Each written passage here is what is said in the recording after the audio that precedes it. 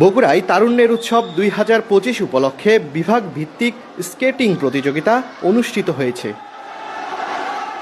শুক্রবার সকালে রাজশাহী বিভাগের স্কেটিং প্রতিযোগীদের নিয়ে এই খেলার উদ্বোধন করা হয়। খেলায় অংশগ্রহণ করেন রাজশাহী বিভাগের বিভিন্ন জেলার খেলোয়াড় ও স্কেটিং ক্লাব। উদ্বোধনী অনুষ্ঠানে প্রধান অতিথি হিসেবে উপস্থিত ছিলেন বগুড়া জেলা প্রশাসক হোসনা আফরোজা। বিশেষ অতিথি হিসেবে উপস্থিত ছিলেন জেলা পুলিশ সুপার জেদান আল মুসা।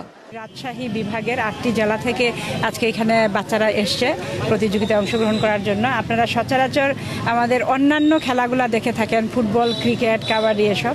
তো এটি একটি নতুন আয়োজন, এই জন্য আমি বাংলাদেশ মহিলা ক্রীড়া সংস্থাকে অনেক ধন্যবাদ এবং কৃতজ্ঞতা জানাচ্ছি। আসলে রোলার স্কেটিংটা বাংলাদেশে নতুন। আমাদের এই দেশে যে ছোট আমাদের বাচ্চারা যেভাবে স্বতঃস্ফূর্তভাবে অংশগ্রহণ করছে, এটা দেখে সবাই অনুপ্রাণিত হচ্ছে। আর বগুড়া ভেন্যু হিসাবে যে চুজ করা হয়েছে এই জন্য সবাইকে ধন্যবাদ জানাচ্ছি। তারুণ্যের উৎসবের নামে যে খেলাটা হচ্ছে গ্রামগঞ্জ সব জায়গায় থেকে ছড়িয়ে যাবে। মহিলা ক্রীড়া সংস্থার সাধারণ সম্পাদিকা বলেন, বগুড়া খেলাধুলায় অনেক এগিয়ে। বাচ্চাদের সংখ্যা বেশি এবং বগুড়া একটা অতি প্রাচীন একটা শহর, সে কারণে আমরা এটা এবং দেখা গেছে এই শহরের লোকজন কালচারে, খেলাধুলায় অন্যান্য অনেক এগিয়ে, সেই কারণে এটা চয়েস করা। আমরা এটা একদম রুট লেভেলে নিয়ে আসার জন্য বিভাগ জেলা পর্যায়ে যাচ্ছি, তারই অংশ এটা।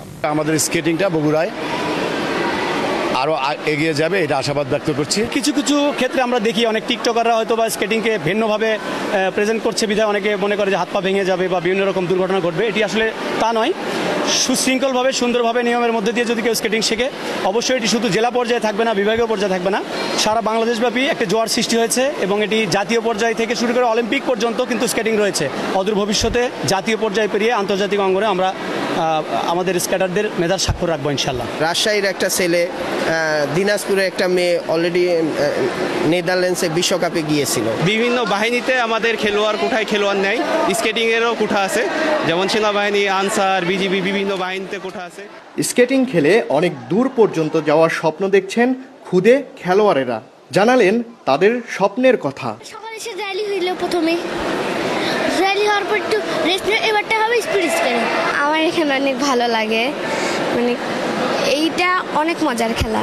আমি 3 বছর যাবৎ স্কেটিং করছি। আগামীতে একজন দক্ষ এবং ভালো স্কেটার হয়ে উঠব। আমার স্বপ্ন আছে আমি দেশের বাইরে যাব স্কেটিং নিয়ে। খেলোয়াড়দের পরিবারের পক্ষ থেকে সার্বিক সহযোগিতার আশ্বাস দেন অভিভাবকেরা।